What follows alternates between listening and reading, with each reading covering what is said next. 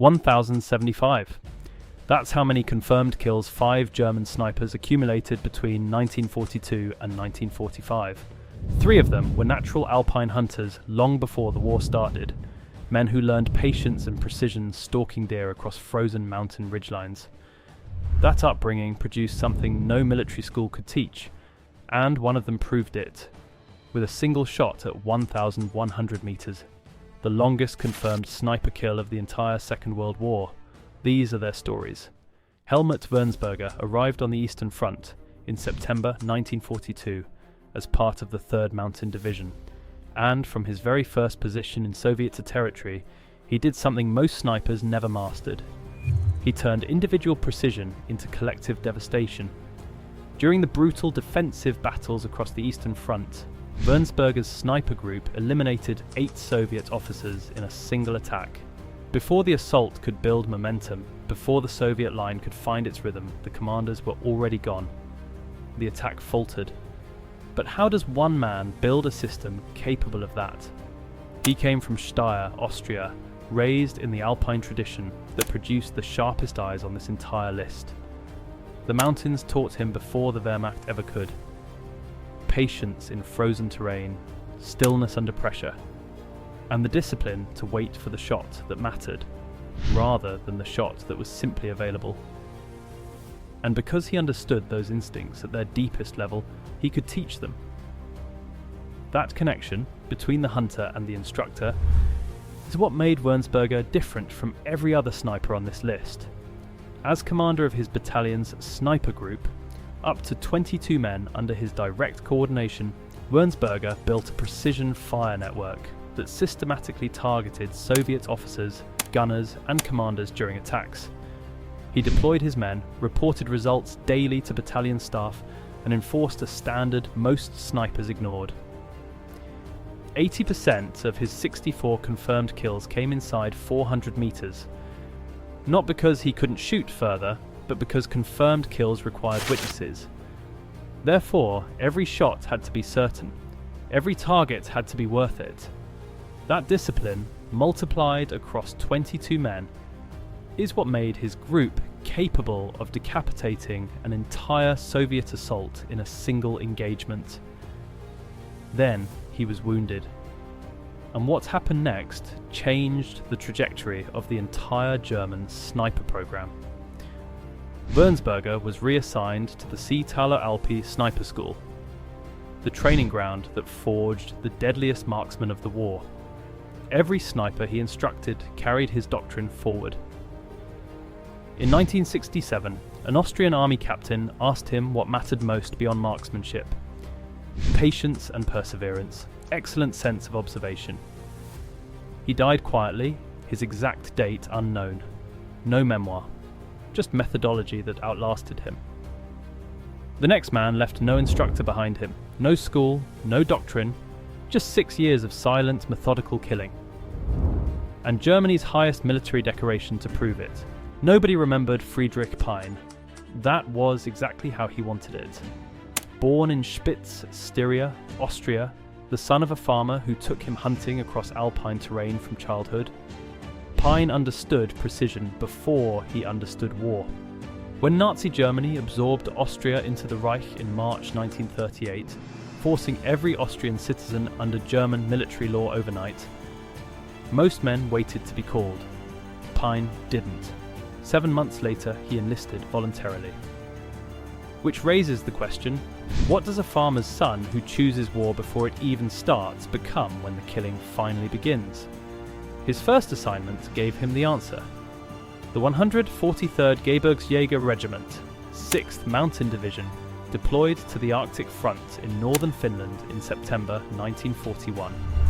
A front so remote and punishing that conventional warfare was almost impossible.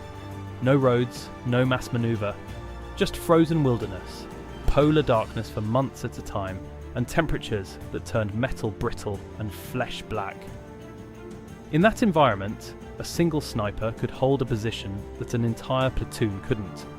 Therefore, Pein didn't just survive the Arctic, he used it. Picture him in the winter of 1942, lying motionless in a hide carved into a snowbank before dawn, his breath controlled to prevent condensation betraying his position. A Soviet soldier appears at a tree line 300 meters away, exposed for perhaps 4 seconds. Pein doesn't rush. He exhales slowly, settles the reticle, fires once. The soldier drops. Pein is already moving before the echo clears. 1 kill, 1 witness. Confirmed. But what happens when you repeat that process across 6 years and 2 of the most brutal fronts of the entire war? By early 1944, transferred to the collapsing southern front, retreating through Ukraine and Hungary, Pein reached his 200th confirmed kill. On February 28, 1945, the Knight's Cross was awarded, Germany's highest military decoration, given to only 2 snipers in the entire Wehrmacht. 3 months later, the war was over. He returned to Styria. Died there on February 14, 1975. No interviews, no book, just silence. The next man was the opposite of silent. He recorded everything. A Soviet sniper had been killing Germans for days along the Vistula River, Poland, in the autumn of 1944. Nobody could find him. Nobody could pin down his position. He moved silently, killed cleanly, and disappeared. A ghost working the tree line, while German marksmen tried and failed to locate him. His name was never recorded. But the man sent to find him was. Bruno Sutkus settled into a position, studied the ground for hours, reading every shadow, every irregularity, every blade of grass that moved wrong. Then the Soviet sniper betrayed himself. A glint, a fraction of a second of exposure. Sutkus fired once. That was kill number 52. Which raises the question, how does a stateless 19-year-old boy from East Prussia become the most prolific counter-sniper in military history?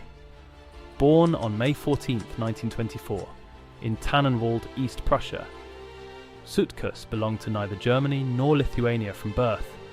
His father was Lithuanian, his mother German, and under German law that made him officially stateless. Claimed by no country, protected by none. Germany naturalized him in 1941 for one reason only: it needed soldiers. Therefore, the moment he became a citizen, he became a target for conscription. He was drafted in July 1943, and within his first live fire session, his commanding officer watched him put 4 consecutive rounds into the center of a 12-ring target at 100 meters. He was sent to sniper school within weeks.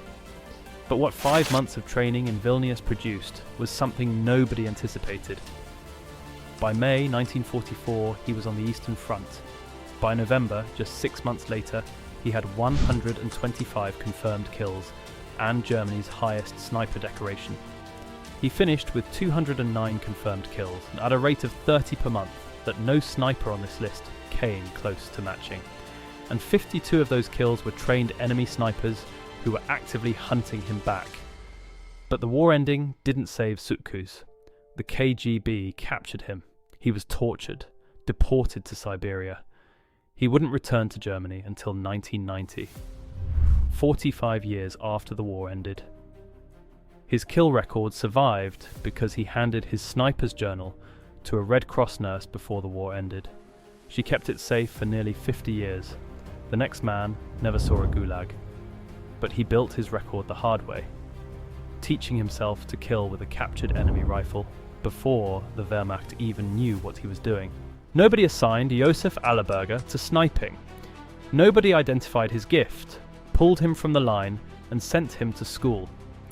He was a 19-year-old machine gunner from Wals-Siesenheim, Austria, wounded within days of arriving at the Eastern Front, sitting in a recovery depot sorting through a pile of captured Soviet weapons, when he picked up a Mosin Nagant rifle with a Soviet scope and thought, I wonder.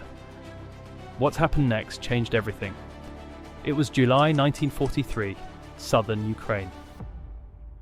While recovering from a hand wound at Voroshilovsk, Allerberger taught himself to shoot the captured weapon using captured Soviet ammunition, including explosive rounds that Hitler wouldn't authorize for German use until 1944. No instructor, no doctrine, no school.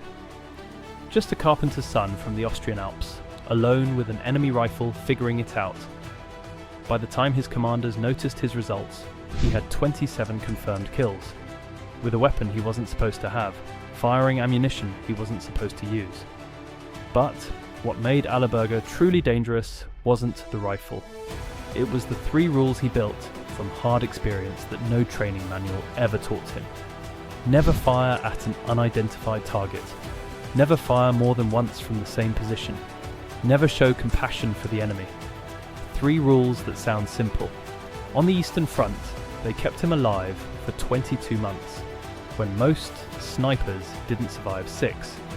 He operated largely alone, forward of his own lines, carrying both a scoped K98K on his back and an MP40 around his neck for close-range ambushes. His signature camouflage was a stripped umbrella frame, woven with foliage, lightweight, deployable in seconds, adaptable to any terrain. Soviet counter-snipers hunted him constantly. None found him first. During the catastrophic Soviet assault of October 9, 1943, 400 artillery pieces, 220 rocket launchers, 15,000 shells per hour raining onto a single sector, Allerberger kept working, methodically picking off the officers leading each successive wave while the earth shook around him. 257 confirmed kills over 22 months. He survived every encirclement, every retreat, every Soviet offensive the Eastern Front threw at him.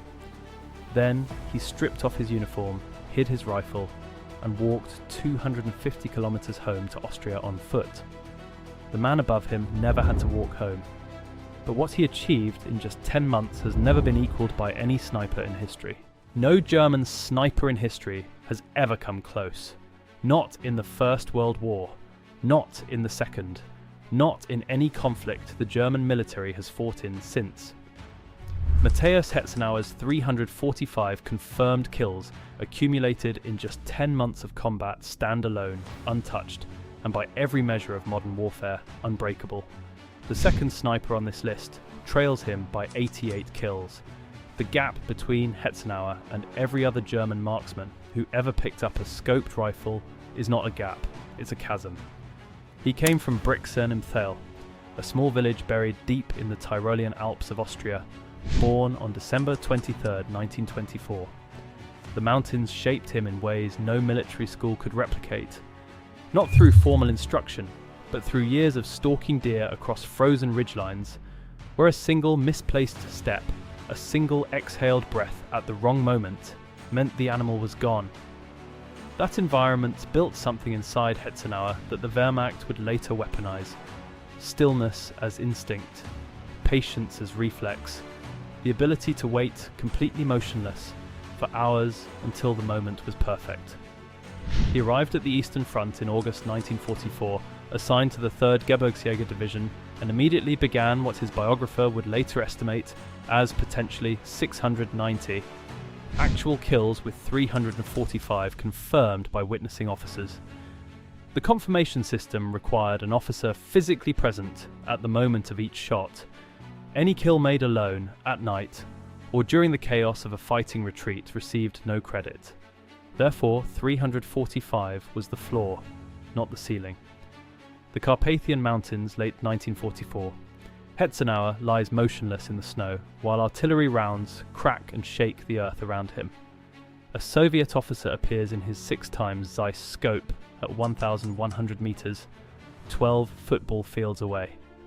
At that distance, the bullet takes over a second to travel. He must calculate wind, target movement, barrel drop, and temperature while controlling his own heartbeat.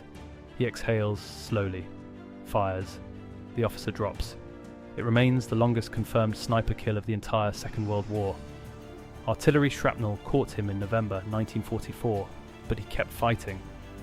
The Knight's Cross came on April 17, 1945, one of only 2 snipers in the entire Wehrmacht ever awarded it.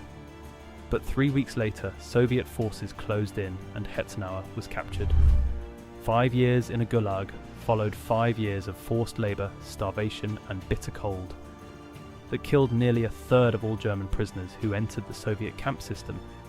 He survived through sheer will, returning to Brixen im Thal on January 10, 1950.